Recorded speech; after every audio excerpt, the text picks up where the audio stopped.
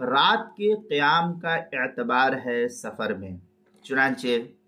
اگر کسی شخص نے یہ نیت کی کہ میں یہاں پر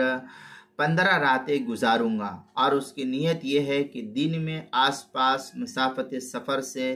کم علاقے میں بھی آ جایا کروں گا، جیسے لوگ ہوتا ہے کہ رات تو مجھے یہی گزارنی ہے، لیکن دن میں کبھی ادھر جانا، کبھی ادھر جانا، کبھی یہاں کبھی وہاں، یہ سب ہوتا رہتا ہے، تو ایسا شخص شرعی اعتبار سے مقیم کہلائے گا، اس لیے کہ نیت اقامت میں رات کے قیام کا اعتبار ہوتا ہے سفر میں۔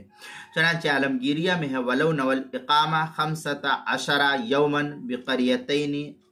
النہار فی احداہما واللیل فی الاخرى یصیر مقیما۔ اس طریقے کی عبارت جو ہے عالمگیریہ پہلی جلد صفحہ 140،